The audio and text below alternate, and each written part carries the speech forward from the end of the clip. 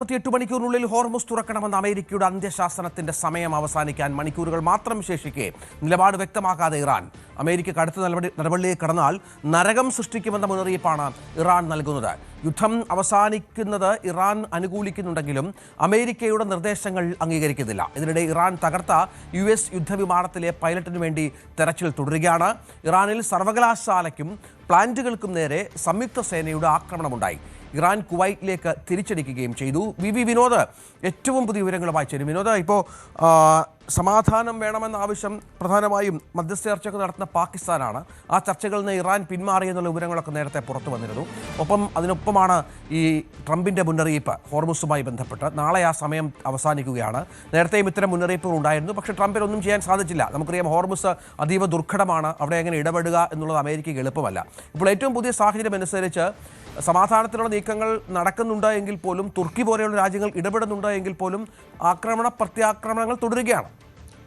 രഞ്ജിത്ത്, ട്രംപിൻ്റെ അന്ത്യശാസനം 48 മണിക്കൂറാണ്. ആ സമയം കഴിയാൻ മണിക്കൂറുകളാണ് അവശേഷിക്കുന്നത്.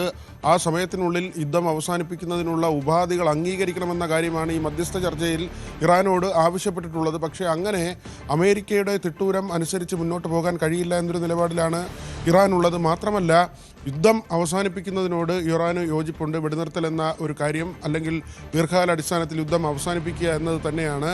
പക്ഷേ അമേരിക്കയുടെ നിർദ്ദേശങ്ങൾ അംഗീകരിക്കാൻ കഴിയില്ല എന്ന നിലയിൽ തന്നെയാണ് ഇറാൻ ഉള്ളത്. മധ്യസ്ഥ ചർച്ച പാകിസ്ഥാനുമായാണെങ്കിലും ഇപ്പോൾ തുർക്കി ഉൾപ്പെടെയുള്ള രാജ്യങ്ങൾ ഇക്കാര്യത്തിൽ ഇടപെടുന്നുണ്ട്. ചർച്ചകൾ എങ്ങുമെത്താതെ പോകുന്നു.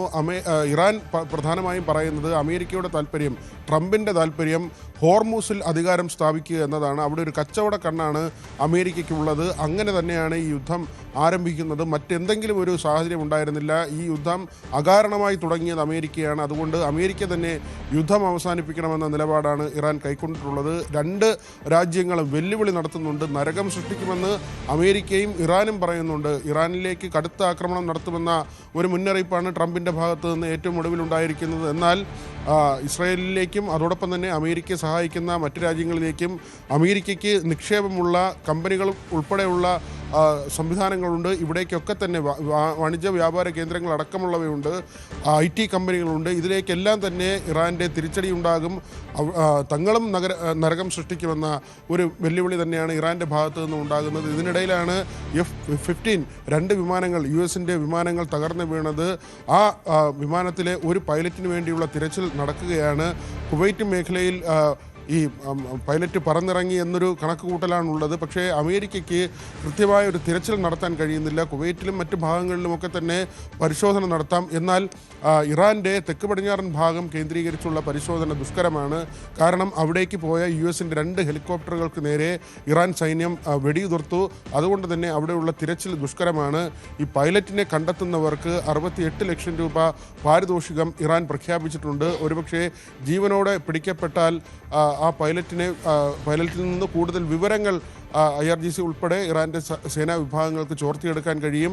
അവിടെയും അമേരിക്കയുടെ ഒരു മുന്നറിയിപ്പുണ്ട്. പൈലറ്റിനെ ഏതെങ്കിലും തരത്തിൽ കണ്ടെത്തുകയോ ഏതെങ്കിലും തരത്തിൽ പീഡിപ്പിക്കാനുള്ള ശ്രമമോ ഉണ്ടായാൽ ഇറാനെതിരെ അതിശക്തമായ നടപടി ഉണ്ടാകുമെന്നൊരു മുന്നറിയിപ്പാണ് അമേരിക്ക നൽകുന്നത്. പക്ഷേ ഈ പൈലറ്റിന് വേണ്ടിയുള്ള തിരച്ചിൽ നടത്തുക എന്നത് അമേരിക്കയെ സംബന്ധിച്ച് ഇപ്പോൾ വളരെ ദുഷ്കരമായ ഒരു കാര്യമായി മാറിയിരിക്കുന്നു. മാത്രമല്ല, അമേരിക്കയിൽ കഴിഞ്ഞ ദിവസങ്ങളിൽ നടന്ന ചില മാറ്റങ്ങൾ കൂടി നമുക്ക് ഇതോടൊപ്പം എടുത്തു പറയേണ്ടതുണ്ട്. അവരുടെ ആർമി മേധാവി, ആർമി ജനറൽ റാൻഡി ജോർജിനെ ട്രംപ് മാറ്റിയിരിക്കുന്നു. ഒരു യുദ്ധം നടക്കുമ്പോൾ അങ്ങനെ സേനാ തലവനെ മാറ്റുന്ന ചരിത്രം അമേരിക്കയുടെ ചരിത്രത്തിലില്ല. അങ്ങനെ ഒരു കാര്യം കൂടി സംഭവിച്ചിരിക്കുന്നു. അദ്ദേഹത്തെ മാത്രമല്ല, ഏതാണ്ട് അമേരിക്കയുടെ ഉന്നത ശ്രേണിയിലുള്ള സൈന്യവുമായി ബന്ധപ്പെട്ടും മറ്റ് ഭരണതലത്തിലും ഉൾപ്പെട്ട ഏതാണ്ട് 9ഓളം പ്രമുഖരെയാണ്, പ്രധാനപ്പെട്ട ആളുകളെയാണ് ഇത്തരത്തിൽ ട്രംപ് മാറ്റിയത്. അമേരിക്കയിലും വലിയ ആഭ്യന്തര പ്രശ്നങ്ങൾ നടക്കുന്നുണ്ട് എന്ന സൂചനകൾ തന്നെയാണ് പുറത്തു വരുന്നത്. അവിടെ ഡെമോക്രാറ്റുകളുടെ ഭാഗത്ത് നിന്ന് വലിയ ആക്രമണം നേരിടേണ്ടി വരും, അല്ലെങ്കിൽ അടുത്ത ഹിതപരിശോധന വരുമ്പോൾ